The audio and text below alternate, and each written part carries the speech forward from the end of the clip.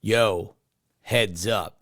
This episode you're about to listen to was recorded before the Trump verdict. However, you might see in your feed or on the YouTube channel, there is an entire 30-minute episode of me just reacting to the news of the Trump verdict. So if you want that, go to get that. But just so you know, not going to be a lot of talk about that in this episode. Anyway, it's still good. It's a great episode. Here it is. On this edition of the program, did Ohio Republicans just solve a major problem for the Democratic National Party? And is Biden losing steam in the money race? The money man, Dave Levinthal, joins to answer that question and so much more. It's all coming up. Hello and welcome everybody to the Politics program for Friday, May 31st, 2024. Your old pal Justin Robert Young joining you here in Austin, Texas. The Democrats just found an answer to a potential embarrassment, and even more, the Republicans are going to solve the problem for them. First, the problem. The Democratic National Convention in Chicago. It's coming up in late August. I will be there unless my unborn daughter decides to reverse her position on that and become born sometime close to it. But what the Democrats don't want is a repeat of 1968. Of the Youth International Party, Yippies, they called themselves, converged on Chicago. They said they were there to protest the war, poverty, racism, and other social ills. Some of them were also determined to provoke a confrontation, to draw attention from the convention to the streets. Mayor Richard Daley vowed to keep it peaceful, even if it took force to keep the peace. He was backed by 12,000 police, 5,000 National Guardsmen, 7,500 regular Army troops. As you can tell, the 1968 convention was an absolute mess inside and out. Inside the convention, there was a lot of fighting. LBJ had resigned in the middle of the primary season. The new frontrunner, Bobby Kennedy, got shot dead. And so there was a big fight that eventually settled on Hubert Humphrey. Outside, there were a lot of demonstrators, as you just saw, that made a mess of things. The mayor of Chicago, Richard Daley, wanted to stomp them out, and so he brought tremendous force. That force was, of course, just fodder for a television-ready spectacle of violence. It became known as the Battle of Michigan Avenue. For those watching at home, the message was clear. Democrats are chaos. They can't control their own voters. Why would they be able to control America?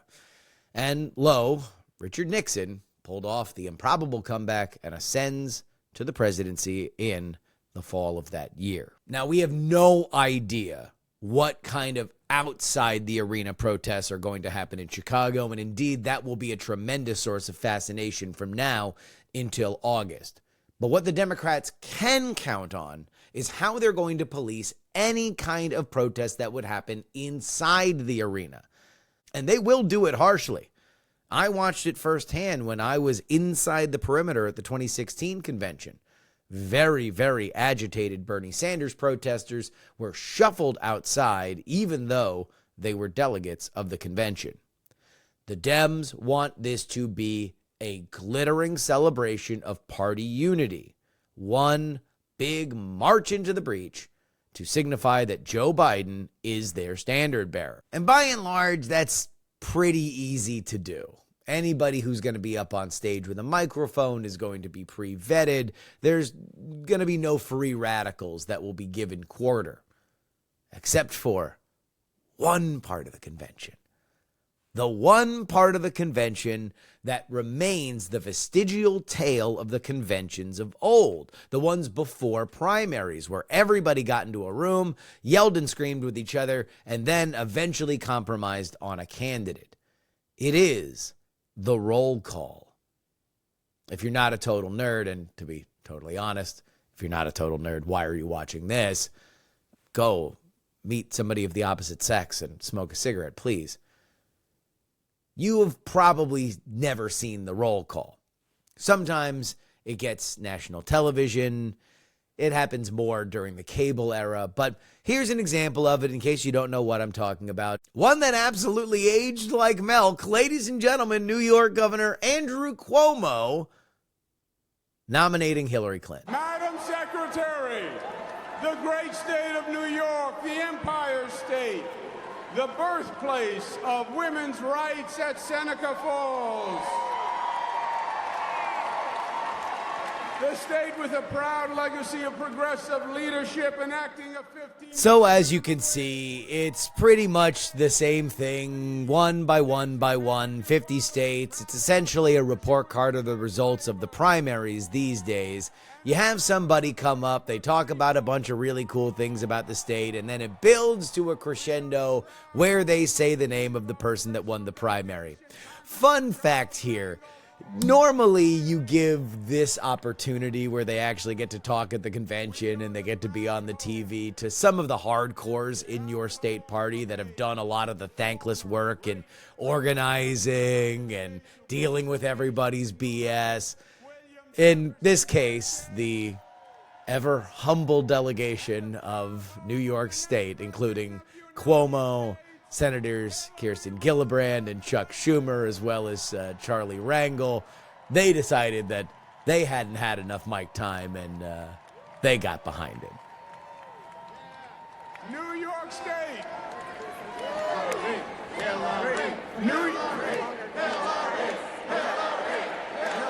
All right. That's enough. But imagine that scenario. Imagine that very, very scenario where there's somebody that gets a little wild. Let's say that things aren't great right now within the party, and there's a lot of divisions, up to and including some of the stuff that's happening in the Middle East. Let's say somebody either on the mic or jumps up to the mic and screams from the river to the sea.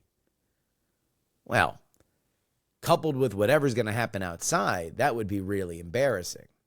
And it's why last month in Politico, there was a trial balloon that was sent up from inside the Democratic Party saying, there might be parts of this convention that we just videotape.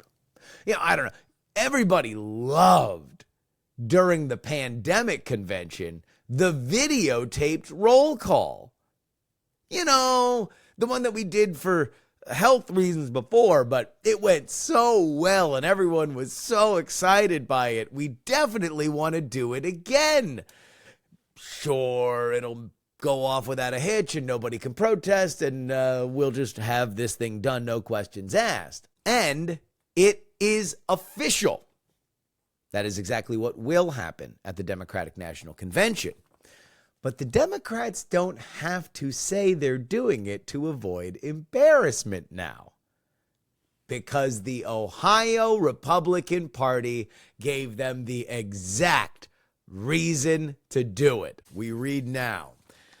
The DNC announced plans to expedite President Joe Biden's nomination through a virtual roll call vote to ensure his presence on Ohio's ballot for the upcoming election. Ohio's ballot deadline is August 7th, 2 weeks before the planned convention in Chicago. Ohio's Republican Secretary of State, Frank LaRose, warned that Biden's name would be excluded unless the ballot access deadline was moved.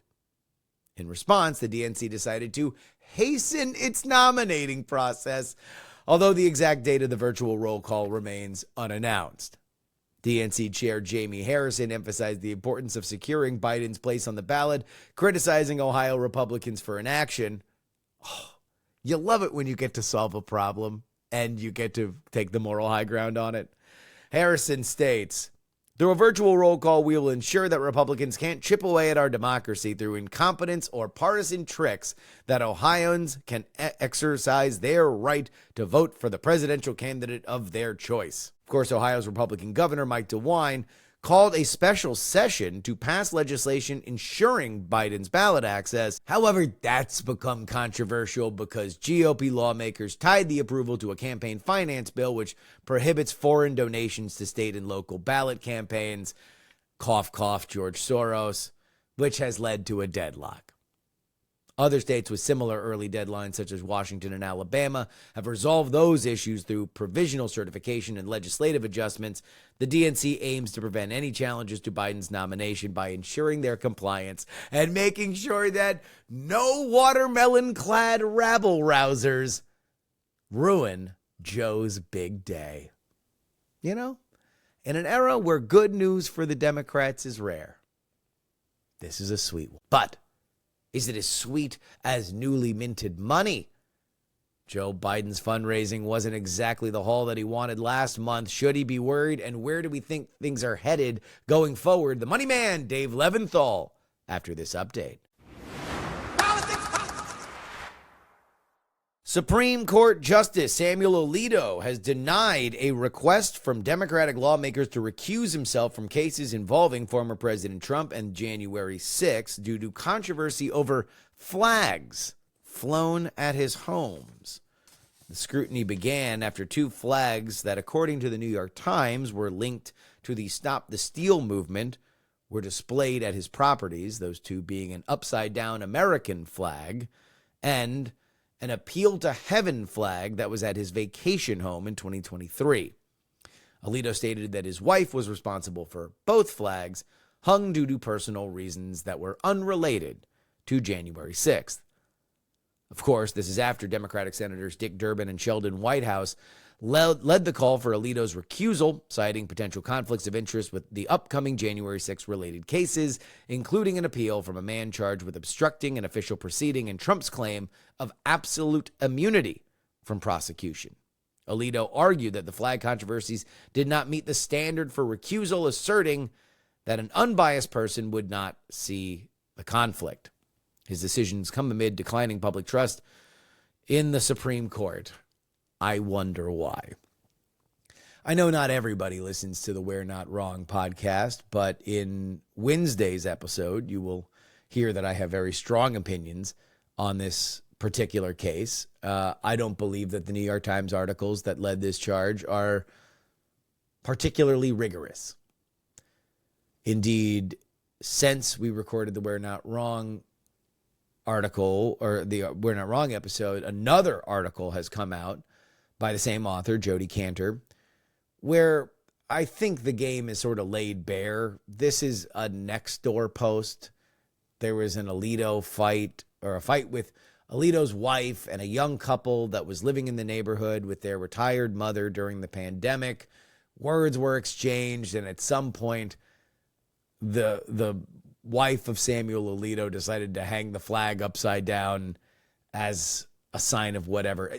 Look, whether or not you believe the exact custody of events that have been laid out, I still think that the burden of proof is on the New York Times to prove that the Alitos knew well that this was a January 6th sign, an insignia. I personally, as somebody who follows a lot of right-wing nonsense, did not immediately put one and two together besides the idea of an upside-down flag just being a sign that the world has gone mad or distress.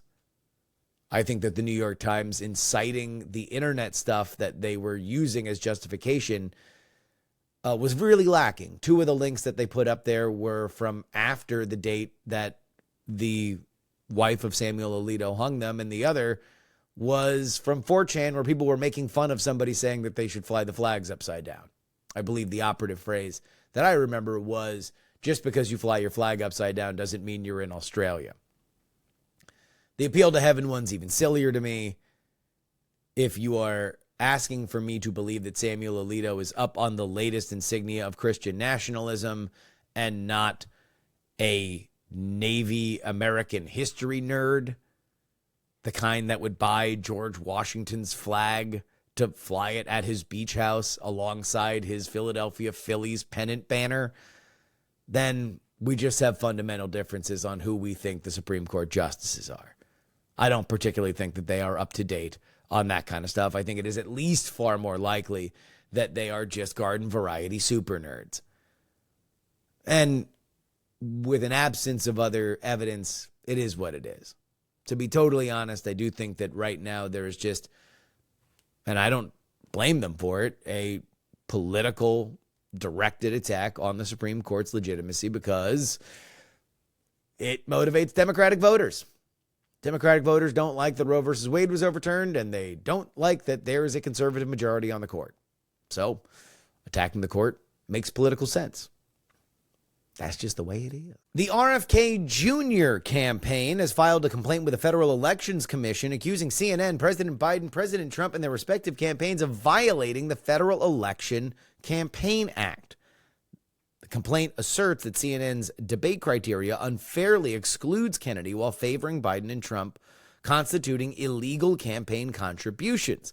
FECA mandates that media broadcasters use pre-established and objective criteria for debate participation, prohibiting pre-selection of candidates. The complaint alleges collusion between CNN and Biden and the Trump campaigns to set debate criteria favoring their participation, thereby breaching federal campaign finance laws. It's an interesting way to attack it, on in-kind donations and not necessarily through an FEC violation.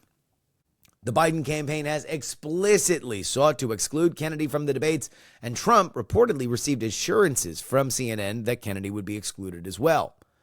The complaint highlights CNN's double standard, noting that while Kennedy has to meet this stringent criteria, Biden and Trump are not held to the same standards. Kennedy's campaign has met ballot access requirements in 9 states, totaling 171 electoral votes, surpassing the current ballot access of Biden and Trump, according to his campaign. Despite this, CNN insists Kennedy must meet additional criteria. The Kennedy campaign seeks FEC intervention to ensure compliance with FECA and that the debate be halted until fair criteria is applied. Kennedy has nearly satisfied CNN's polling requirements, with his campaigns vigorously pursuing ballot access in all states. I actually emailed the Kennedy campaign yesterday to see how far along the road they were. Let me pull that up for you guys right now. According to the campaign, the Kennedy-Shanahan ticket is officially on the ballot in 7 states: Utah, Michigan, California, Delaware, Oklahoma, Hawaii, and Texas. It claims that it has collected enough signatures for ballot access in 9 other states: New Hampshire, Nevada, North Carolina, Idaho, Nebraska, Iowa, Ohio, New Jersey, and, as they announced yesterday, now New York. Now, some of those don't open their windows until later, but that's what the RFK campaign is saying, is that it is unfair that the Republicans and Democrats get a different window or more assurances that they will clear this hurdle, where the RFK campaign does not. Will anything happen with this? Probably not, because the FEC is a toothless organization that never does anything. That's your update. Brought to you by TakePoliticsSeriously.com. $3 tier gets you 2 bonus episodes each and every week, no matter where I am. Where I am around the world, you guys get those bonus episodes, and we're very, very, very thrilled to bring them to you. $10 tier gets you all that, plus your name right at the end of the show. Head on over there right now. If you'd buy me a cup of coffee each week, just be a pal, buy me a cup of coffee, then you could get 2 bonus episodes. Oh, it's good to have. TakePoliticsSeriously.com. The one thing that the Biden campaign has been able to say with very great confidence is that their fundraising has been beyond what the Trump campaign has been able to do. They are raising more and they are spending less. Their cash on hand advantage still remains, but last month there was a troubling sign. Indeed, the Donald Trump campaign for president outraised them. And so, to discuss that and so much more, all in the financial realm, we bring our friend, the money man, Dave Levinthal of Raw Story, back to the show. Dave, welcome back. A pleasure to be back with you. Should the Biden campaign be worried about the fundraising numbers from last month? If anyone in the Biden campaign is having some grand existential freakout over the fact that they lost the money game in 1 month's time, then they may want to develop a couple of new hobbies, because it's not that time right now to freak out. Is it good? Of course not. Is it what they wanted? Heck no. But at the same time, too, you have to look at this through the history where we've come to this point, and also to what's going to be happening in the future. So the history first. The Biden campaign has raised a heck of a lot more money overall than the Trump campaign, given the time that the Trump campaign has been running. Let's remember that Donald Trump, for all intents and purposes, started running for re-election the day he left the White House on January 20th, 2021. It wasn't until late 2022 that he formally launched his campaign, that he filed the paperwork, and that the money really began pouring in directly to his campaign.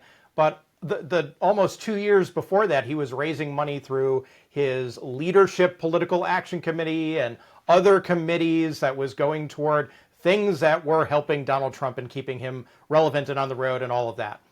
Joe Biden really didn't start his campaign until 2023, a few months in a material way, in a money-raising way. So more money, less time, checkmark Biden, okay? But what's the flip side to that coin? Well, the flip side is that, you know, you look at money and you think of it in terms of how you can spend it. But money is also just a barometer for enthusiasm, whether you like it or not. And if you're seeing that money dip down, well, there's a strong correlation to other bad things that are happening in Biden world right now, okay? There's the loss of popularity among some younger voters. There's a loss of popularity among some voters on the far left or who care about certain issues, particularly what's happening with Israel and Gaza and in the protests that were happening on college campuses. So, you know, is that a direct causation? No, but these things are not happening in vacuums. Let's put it that way. So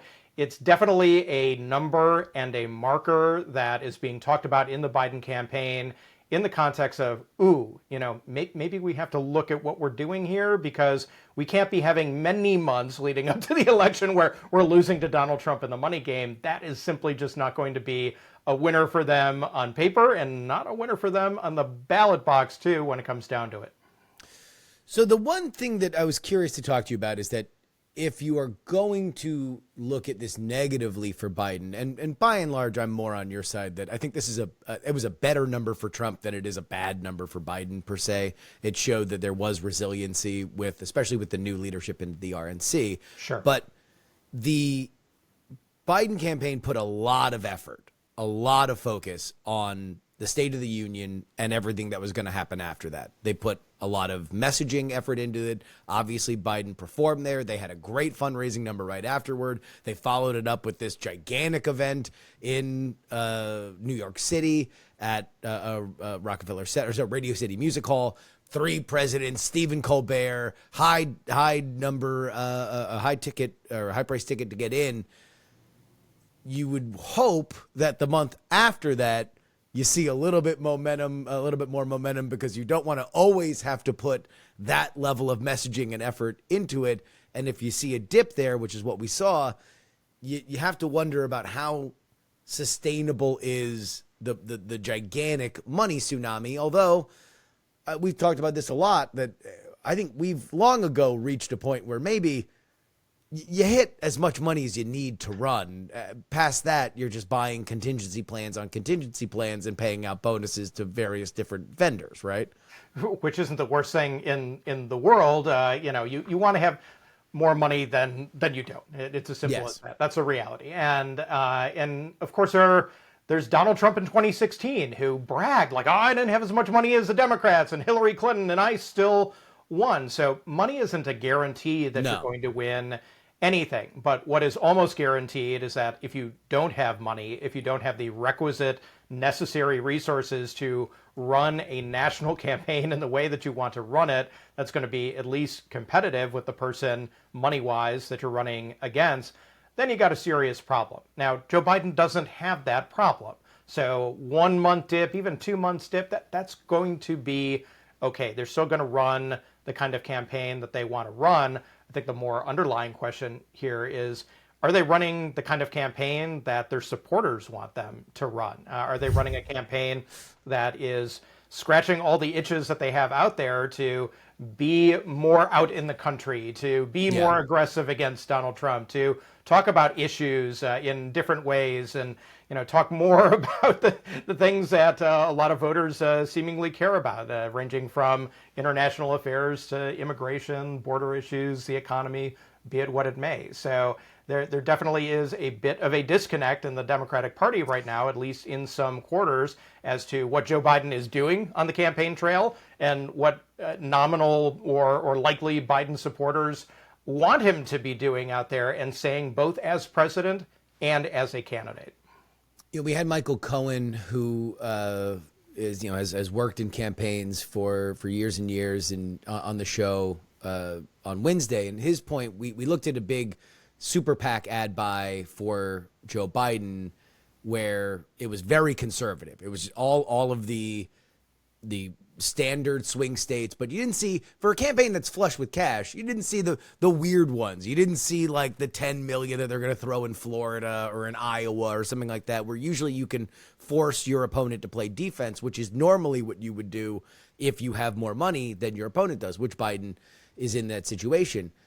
And his point was, well, that's probably saying to donors, we don't have the leeway right now to explain how we're playing 5D chess. We want to show a very competent, very efficient way that we are spending your money, because right now the vibes aren't great, the polls aren't great, and the expedient and wise expenditure is going to be more important than something that would be more wild.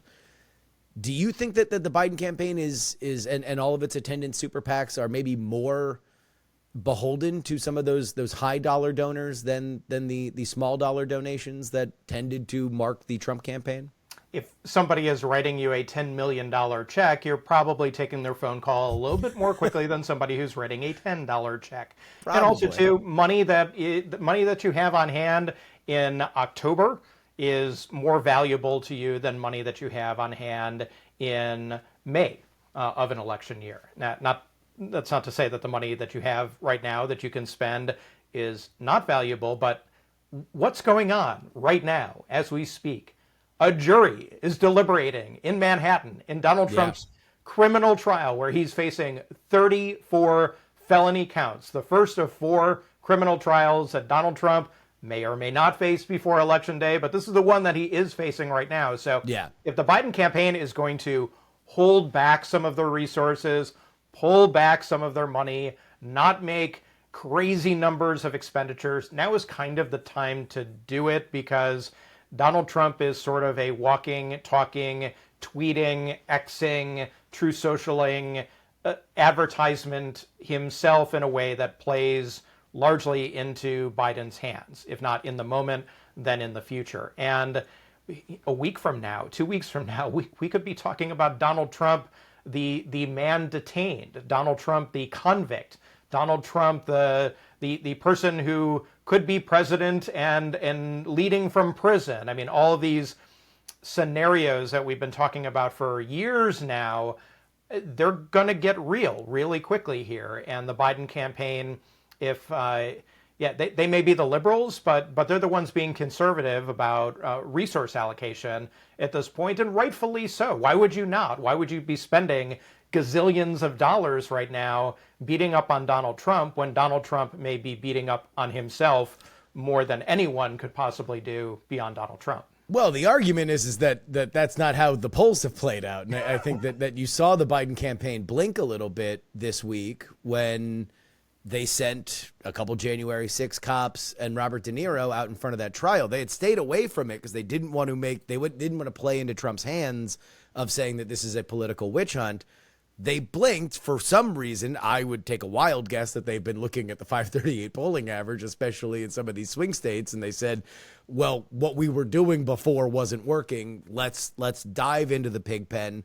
Let's get messy. I would wonder if that does mean that they bump up some of these ad spends, that they do start looking to define earlier, in the same way that Obama defined Romney, in the same way that George W. Bush defined Kerry, that maybe getting a little bit more aggressive here would not be the worst thing. But we'll come back to Biden in a second. I want to talk but about let me Trump's... just jump in to say go ahead. that doesn't involve $10 million of expenditures where you're going to be blanketing every commercial break in Wheel of Fortune, Jeopardy, and just about everything else in all the swing states. That's cheap. That's earned media. That's out of Donald Trump's playbook. And the Biden campaign has learned some lessons in that regard. And that's, from just a pure political strategy standpoint, that's a really smart move on their point, and one where they're taking advantage of that situation and not having to spend a lot of money to do it. True. Well, I mean, I think that they found themselves in a situation where they wanted to do something because they found that doing nothing was not and kind of working needed for them. to. I agree with you completely. Yeah. Let's talk about the Trump side, because a lot of chaos there. Obviously, you had a primary on the Republican side where the Democrats didn't have a contested primary. So while Trump didn't spend a lot, he did spend some. You do have all of these legal expenses that are happening. And you had a turnover in the RNC. And that, I think, was the biggest thing that I think for folks like you that pay attention to the flow of money, you would have to wonder, all right, what is the value over replacement for the old outgoing RNC chair and now the new regime that is coming in? What have we seen so far in terms of at least their ability to raise money? So with the Trump campaign right now, first of all, just on a fundamental level, the Trump campaign and the RNC, when we're talking about them, yes, they are two entities, but for all intents and purposes, they're one. Okay, so this is as close as a national party committee and a political presidential campaign have ever been in the history of modern politics. It's that's just simply a fact. So, there's certain efficiencies that can be gained with that, but there's also sort of the argument of, well, is this a feature or is this a bug when it comes to the shift here? And what we know from the Donald Trump campaign is that Donald Trump has wanted to go back and run a 2024 campaign that structurally is more similar to his 2016 campaign, which he won, than his 2020 campaign, which had more bells and more whistles and was a more expensive campaign. And he likes having something that's going to be more stripped down, more bare bones, more black and white, without all the colors of the money rainbow necessarily pouring in. And it also allows him to have what he loves always, which is control. And so, he literally has family control over the Republican National Committee. And then also, too, and we haven't really talked about the interplay of a campaign committee and a national party committee and all the super PACs out there and other political committees that are like-minded.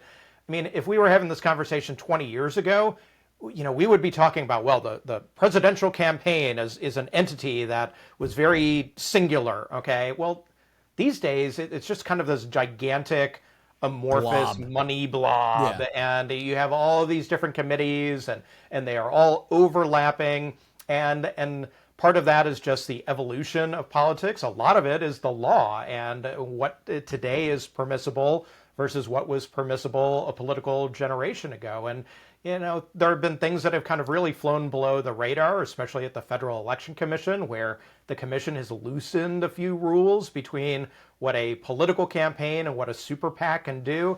I mean, you got to think back to like 2012 when Mitt Romney was running for president. He was a Republican nominee, and he said one time, my campaign and super PACs, if we ever coordinated, I'd end up in the big house. Well, I mean, it truly is laughable right now in the sense that never would happen, and the rules are, they're not non-existent, but nobody's sending anyone to jail over a presidential campaign and a super PAC having a close relationship. I mean, but the only thing that's getting some sort of criminal attention or even civil FEC attention is if a super PAC is truly just an operation designed to scam donors out of their money and do nothing when it comes to politics. Like, they literally have to be a fraudulent organization, which, as much as one may dislike Donald Trump or Joe Biden, I mean, the super PACs around them are not that. So, bottom line is that it does make it easier, I think, both for Biden and Donald Trump specifically, where if they need to gin up money very, very quickly and use that money and have some control over it in a way that goes beyond and supersedes what they were able to do before, well, they kind of have that right now. And the big question is for Donald Trump is, he's had some tech folks out in California. He's had some big dollar donors who were kind of off the radar and now a little bit back in, making noise. How much noise are they ultimately going to make? Because if those super PACs that are supporting Donald Trump get, 10, 20, 50, $100 million more than was expected, then a lot of the conversation about how much the campaigns themselves are raising, that gets tamped down a little bit, or a lot of it really, because simply the overall pool of resources has gone up that much more. Who are the major whales on the Republican side? Because a lot of the names that we got used to, the Mercers were a big name with Trump. They're gone. Maybe, probably not getting back in, but you never know. But you never know. Sheldon Adelson's dead. Peter Thiel has taken a step back. So who are the names that folks who pay attention to stuff like this should learn? So, right now it's difficult to know exactly who all is going to get in between now and the end, because you mentioned some of the names people who are off the board, either because they have a philosophical difference with Donald Trump or are sick of Donald Trump. And, the Mercers are sort of the ultimate example of that, but with a big asterisk, Justin, because they could get back in, and you have not only one Mercer but several Mercers who are politically active, and they don't always agree with each other. So that is something to note. Charles Koch is somebody who I think is also somebody who has gone full Trump hater, and then you got to wonder exactly how that is totally going to work with all of his different nonprofit organizations. They are no longer the brothers. Yeah, a lot of Trump-friendly language out of the Americans for Prosperity these days. There is a ton of Trump-friendly language. So even if Charles Koch himself wants to have some sort of an arm's length relationship with everything that is happening MAGA-wise during 2024, that doesn't necessarily mean that his money is off the table. You've got, the Tim Mellons and some of the business folks. I mentioned, the West Coast and different tech folks who may get into the game or not. There have been some fundraisers for Donald Trump in that regard. Donald Trump is still, I think it's important to note, a small dollar donor-driven operation. He has never relied on big, massive, huge dollar donations in the way that the Democrats have. And that's a big difference. It's sort of a fundamental difference between the two sides. Not to say that Donald Trump isn't taking those big checks. It's just not as much a part of the game plan as the Democrats, which, of course, the irony, of course, Justin, is that the Democrats are the ones who are supposed to hate Citizens United and want to overturn it and whatnot. They, in a very real way, have innovated and evolved to beat the Republicans at the game that Republicans, initially at least, were winning and were driving, and had created the environment for big money politics as we know it today to happen in the first place. So, we don't talk about dark money as much as we used to because of all the things happening with Donald Trump's alleged criminality and just the way that the world is working right now in American politics. But at the same time, too, Democrats very quietly are using gobs of dark money that are flowing through nonprofit organizations that do not reveal their donors and are bringing that money to bear, and probably will be. We're talking about the moment right now where Joe Biden's not doing so well financially. Yep. Well, on the dark side of the money game, well, there's incredible amounts of money flowing in that are going to absolutely, those dollars be used in the run-up to the election in a way that likely is going to go well beyond what the Republicans are going to do in a comparable dark money fashion. You mentioned the FEC, and I didn't prep you on this, so apologies if I'm catching you flat-footed, but I assume that you are read up on this. There was a very interesting case that for longtime listeners who remember our midterm coverage was initially brought up about I think it was in the primary for the Ohio Senate, where the eventual winner, J.D. Vance's campaign, was accused by his Republican rival of his Peter Thiel-backed super PAC coordinating with the campaign, which is illegal. You are not allowed to, in private, coordinate with a campaign, the super PAC, but they, in a very interesting question of exactly what is private and what is public, were communicating with each other through a Medium blog that was technically public in that anybody that had the URL could see it. It was just unlisted on the site, therefore meaning that while it was technically public, it was factually private because you could not search for it. The FEC recently ruled on this and said that that indeed is correct based on the way that they've looked at it, that a unlisted link is public. Are there any other details on that that you have? Yeah, this is one of those cases that has kind of flown below the national radar. And if you're not paying attention to these little changes that are happening in terms of regulations and laws, then you're missing out on something that actually has a pretty significant effect on the way that campaigns can operate. And so the way you described it is definitely how I know it to be. There's a similar technique known as red boxing, where you might on a website, in a campaign website, amid all of these pages, have language that literally would just have a tiny little fine line around it that nobody would notice ever or think twice of relative to everything else that's out there.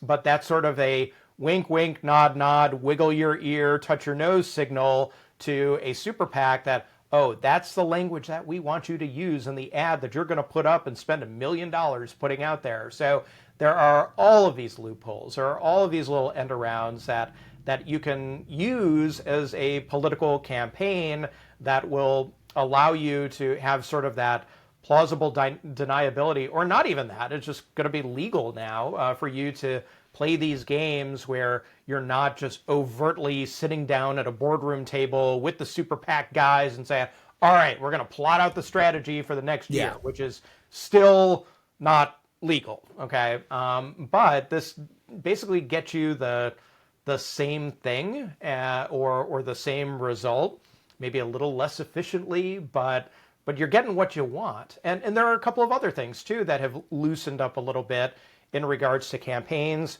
and super PACs, and that includes an FEC guidance that said it's okay for there to be quote unquote, coordination between a super PAC and a campaign committee if it's not dealing with ads. So for example, if there was a little bit of information sharing regarding a super PAC that wanted to go and knock on doors or do some ground game work. Another thing that flew below the radar. Is this going to be a make or break thing for either the Trump or the Biden campaign? Of course not, it's going to be. But it just shows that there has been these little stair-step, incremental steps toward a laissez-faire campaign system away from where we were in the aftermath of Citizens United, where it was, church and state and a hard line, and, you can't go through the firewall. These super PACs are independent expenditure only committees, which was their formal name at the time, which indicated that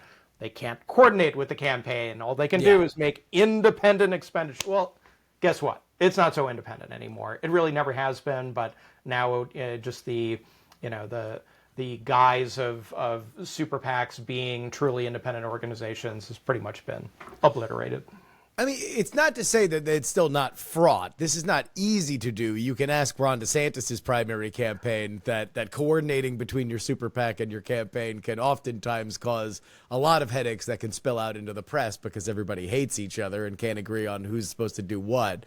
But especially for things like that J.D. Vance campaign, I thought it was interesting that there was a technical workaround. I mean, this is essentially just a way in which it's like, all right, well, like we're technically talking in public on the internet. This is a public link.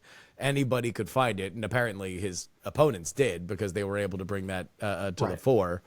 But And you still have to have Yeah. a good super PAC. Like, if the super PAC sucks, then a la the situation with Ron DeSantis, which is Yeah. the ultimate example of this in the current election cycle, you can have complete chaos. And, but also on the flip side of that, you can have somebody who has been working in the campaign and knows everything that's going on in the campaign suddenly leave the campaign and, join the super PAC. And so, Yeah. there's that game too, which is a very, just like personnel kind of trick, but just as effective too, where so long as you're not actually working for the campaign and you quit and you go work with the super PAC, well, nobody's really going to bother you. It's going to be forever before we see any kind of formalization of rules. Because even just to say, okay, let's, when it comes to communication between the super PACs and the campaigns, I'm of the mind, let's just actually make it public.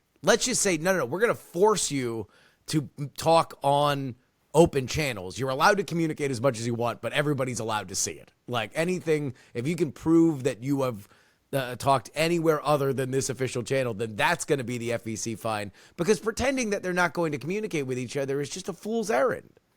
Well, it is, and how do you enforce it? And that's always been, the question for all of this.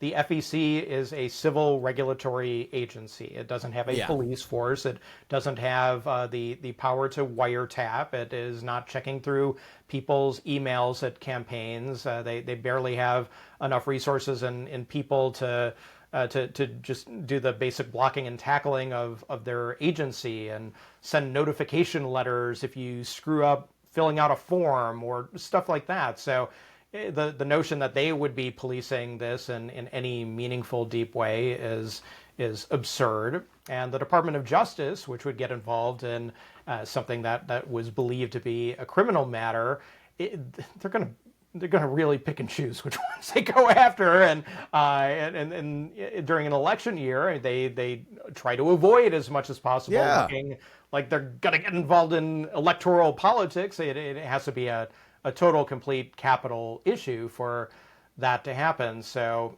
absent Congress getting involved and setting firm laws that show the rules of the road here in the year of our Lord 2024. And that's not going to happen, obviously, then nothing is going to happen. So that's the situation we find ourselves in. All right, wrapping up here. As it stands now, what is the cash on hand difference between the Trump campaign and the Biden campaign? Well, when we're talking about the campaigns themselves, and again, very important to note, the campaigns themselves. So Biden's campaign committee, Trump's campaign committee, no other committees intermingled or involved. It's about roughly a $35 million difference, and that number is already old because we're going to get new numbers in another, week or so, couple weeks, about 3 weeks or so. So this is a moving target constantly. It's entirely possible that Biden had a big week this week, or that he didn't. We're not going to know that until ultimately we get real numbers. Now, one thing I will warn everyone about, and I will do this until my dying breath, which is when the campaigns themselves at the beginning of June put out numbers, which they will, and they are all rosy and shiny and happy and spun until they cannot be spun anymore, ignore them to the greatest extent possible, because they will be intermingling other pools of cash. They will be excluding pools of cash that are not great for their PR. They are going to do everything that they possibly can to downplay any bad news. And when the new numbers come out mid-month in June, look at those numbers. And that's going to tell the story ultimately of how the two campaigns did in May. And that's what's really going to matter, at least in terms of those of us who care about who is up, who is down, and who is all around. So when you say that first number that comes out, which is a PR number, that will be, it's going to include a lot of the blob stuff, right? So it'll be PAC money plus the campaign. But if, let's say, for example, hypothetically, let's say that the RNC was lagging behind what it would normally do in an election year, they might not include that, but include everything else to say, big number, big, we're not going to talk about what happens in the RNC, blah, blah, blah. Like this is a PR exercise. Completely, totally, 100%, absolutely, unabashedly. It is strictly what they want to put in there and what they don't want to put in there. So if it makes them look good, it's going to go in that press release. If it doesn't make them look good, it is not going to be in that press release. They will splice and dice these numbers. Oh, we raised the average donation of $25 per person, and but that's only the campaign. It's not the National Party Committee. I mean, they may or may not include super PAC numbers. They may or may not include money that is going for things that are joint fundraising committee related versus directly to a campaign. I mean, it gets very, very confusing quickly, even for people who study this stuff day in and day out. So if you're just a voter and you just support a candidate one way or another and want to know, hey, how did my guy do? You're getting a big, giant, heaping plate of, stinky stuff of your choice. Well, and also because it's really just it's a commercial for other rich people to donate, right? Like whenever those big numbers come out, it's just like, oh, train's leaving, rich guys. Trains are leaving. We got a lot of money coming in. You want to be a part of the winning team. That's all that is. An opportunity to control the proverbial narrative and also to send a message to people who might not necessarily have donated yet or enough and say, hey, guys, be on the winning team here. And it's just, literally advertising 101 stuff of getting people excited about opening your pocketbook and making your donation. We are also entering the final days of the month, which means the sweatiest of the text messages will start showing up of, Dave, I'm sorry, we're all dying unless you give us $50 for our 10 billion% match. Here's a gold Biden hat that you get if you can enter a raffle to win a gold Biden pin for our 7,000% match. I can almost guarantee that you will receive one between now and then saying Barbara Streisand and Robert De Niro and listing septuagenarian stars of music and film, and it's going to be 20 people long.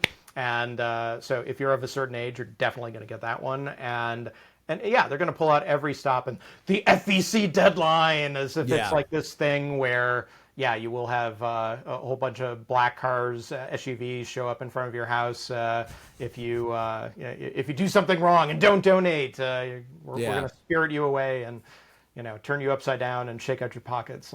It's silly. It's nonsense. So everybody remain calm as the text messages come in, and remember that you should always pay attention to the wise words of our guest, the money man, Dave Levinthal of Raw Story.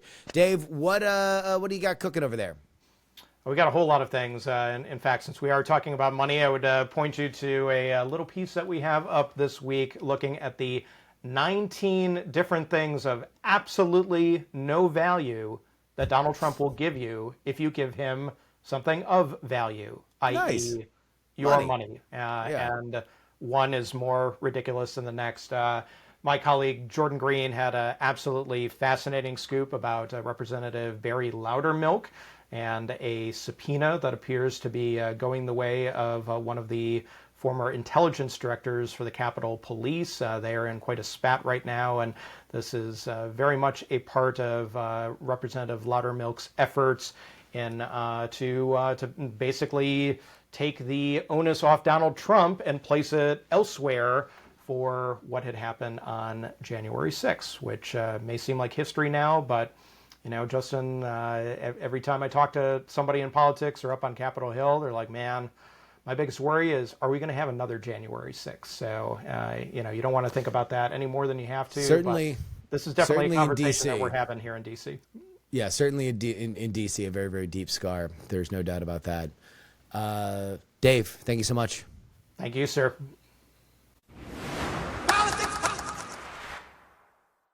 And that'll wrap it up for us today. Politics, written and hosted by me, Justin Robert Young, for Dog and Pony Show Audio. You want to send me an email?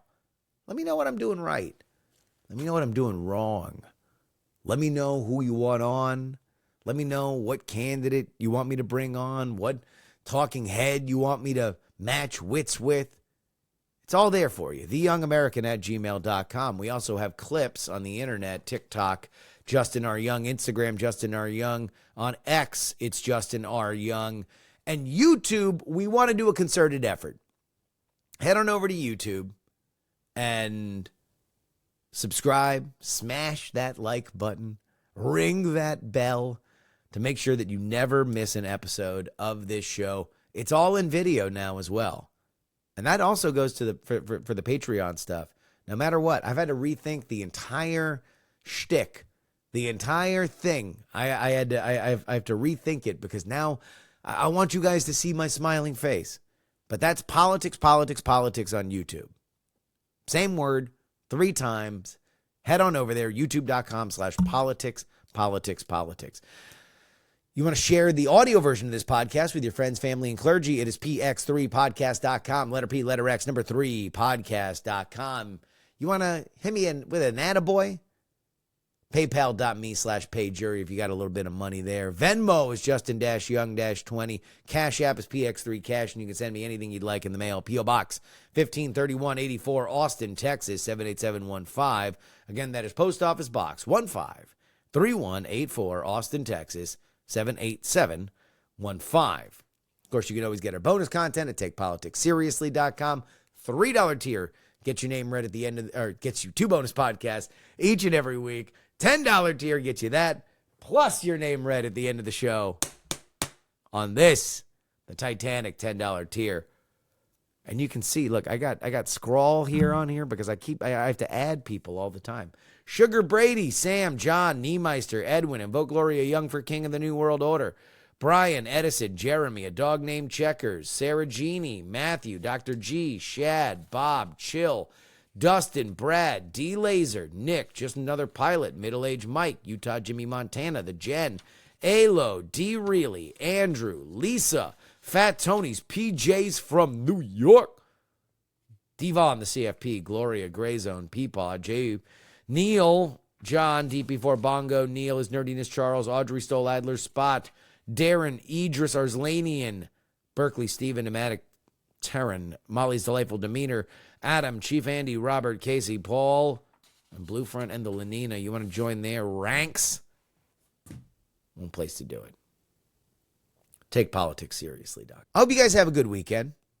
We got some lines out. There's some pretty cool people to come on. And we will bring you all that next week. I know I promised I would do debate prep, but I really wanted to bring you that roll call story because that's something that nobody's really talking about. And so I wanted to bring that to you. But we will be doing debate prep. I'm putting together my ultimate debate mixtape. I've got notes. Every time I think of something, I write it down. Anyway, we'll see you then. Till next time. This is your old pal, Justin Robert Young, saying some shows talk about politics, others talk about politics, and still more discuss politics. But this is the only show that dares discuss all 3.